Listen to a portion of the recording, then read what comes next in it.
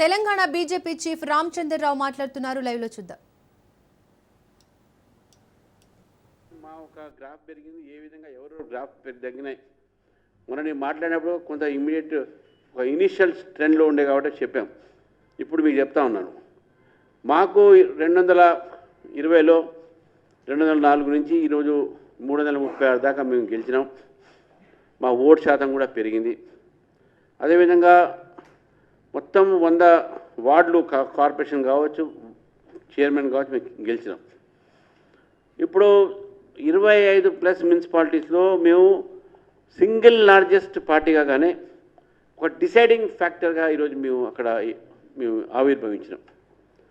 చాలా చోట్ల వైస్ చైర్మన్లు భారతీయ జనతా పార్టీ గెలిచేది. ఇంకా అన్ని లెక్కలు రాలేదు. కొన్ని మెదక్, జహీరాబాద్, సంగారెడ్డి నుంచి కొన్ని వచ్చినాయి. రంగారెడ్డి కొన్ని ప్రాంతాల నుంచి వైస్ చైర్మన్ అక్కడ ఇక్కడ ఎన్నిటికి లెక్క రాలేదు నాకు. ఇక కానీ 25 స్థానాల్లో భారతీయ జనతా పార్టీ నిర్ణయాత్మకమైన శక్తి ఈరోజు మేము అక్కడ ఉన్నాం. దాదాపు 15 స్థానాల్లో మేము సింగిల్ లార్జెస్ట్ పార్టీగా, రాయకల్ కానీ, మెట్పల్లి కానీ, మన కామారెడ్డి కానీ, ఆదిలాబాద్ కానీ, ఇట్లా చాలా చిన్నవి పెద్దవన్నీ కలిపేసి మేము 15 స్థానాలు ఉన్నాం. ఈరోజు ఆదిలాబాద్లో కూడా సింగిల్ లార్జెస్ట్ పార్టీ మాది. మాకు గతంలో కరీంనగర్లో ఉన్నదానికన్నా ఈసారి 17 వార్డు డివిజన్స్ పెరిగినాయి. మాకు 17 ఎక్కువ గెలిచినాం. ఆదిలాబాద్లో గతం కన్నా ఈసారి మేము 11 ఎక్కువ గెలిచినాం. కామారెడ్డిలో గతం కన్నా ఈసారి మేము 8 గెలిచినాం. మెట్పల్లిలో గతం కన్నా ఇప్పుడు 6 గెలిచినాం ఎక్కువ. రాయకల్లో ఇంతకుముందు 0 ఉండే, ఇప్పుడు మేము 5 గెలిచినాం. అదేవిధంగా ఆర్మూర్లో 5 ఉండే, ఇప్పుడు 8 గెలిచినాం. మహబూబ్నగర్లో మేము 8 గెలిచినాం. ఇట్లా మీరు చూసుకుంటా పోతే ప్రతి చోట కూడా మా ఒక గేమ్స్ అయినాయి, మాకు పెరిగినాయి. ఈస్టర్న్ తెలంగాణ అంటే ఖమ్మము, వరంగల్ ఆ ప్రాంతం ఏది ఉందో, గతంలో మాకు ఎటువంటి ఒక ప్రాతినిధ్యం లేనటువంటి కొత్తగూడెంలో కూడా, కొత్తగూడెం కార్పొరేషన్లో మేము ఒక కార్పొరేటర్ గెలిచినాం. అశ్వరావుపేటలో కూడా మాకు ఒక గెలిచినాం మేము. ఇది కాక మేము అశ్వరావుపేట, ఖమ్మము, ఇది కాక పరకాల్లో ఫస్ట్ టైం మేము ఈసారి 3 గెలిచినాం. అదేవిధంగా ఈ యొక్క కాంటెస్ట్లో లేదు భారతీయ జనతా పార్టీ అనేది సీరియస్గా మేము కాంటెస్ట్ చేసినటువంటి ఒక ప్లేసెస్ మనం చూసాం. తర్వాత ఏవైతే మా ఓటు బేస్ ఉన్నదో అది చాలా చోట పెరిగింది, ఒక్కొక్క చోట అదేవిధంగా తగ్గించింది. ఓటు శాతం పెరగడంతో పాటు మా యొక్క ప్రత్యర్థులు అంటే బీఆర్ఎస్ కానీ కాంగ్రెస్ పార్టీ కానీ వాళ్ళు సంఖ్యలు ఎగిరేసుకుంటారు. బీజేపీకి 300 మాకు ఎక్కువ వచ్చింది, మాకు ఎక్కువ. ఫస్ట్ బీఆర్ఎస్ వాళ్ళ సంగతి చెప్తాను. బీఆర్ఎస్కు వాళ్ళ ఒక 43% తగ్గినాయి. వాళ్ళకు ఇప్పుడు ఓన్లీ 29%కి వచ్చినాయి. వాళ్ళకు 14% డ్రాప్ అయింది.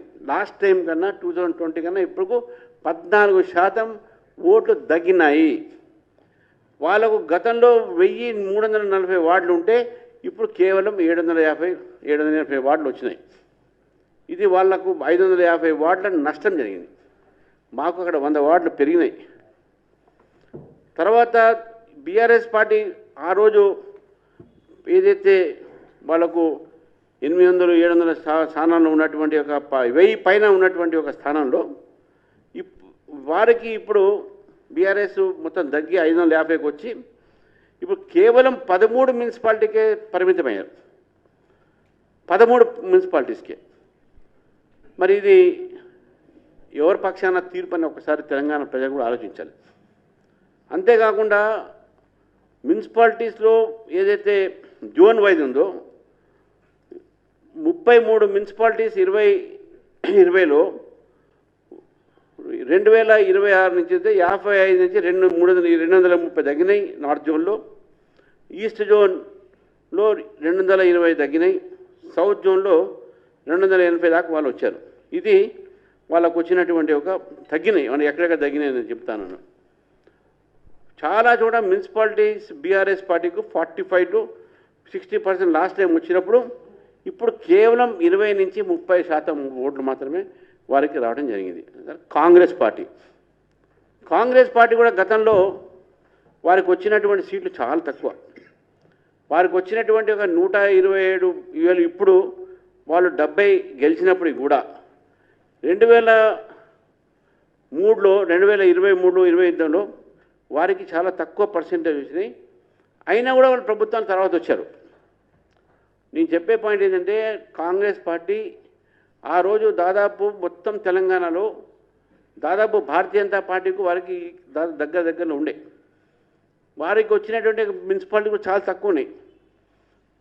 అప్పటికే రూలింగ్ పార్టీకి డెఫినెట్గా ఒక 80% 70% రావాల్సిన పరిస్థితుల్లో వీళ్ళకి కేవలం 52% మాత్రమే వాళ్ళకు వచ్చినాయి.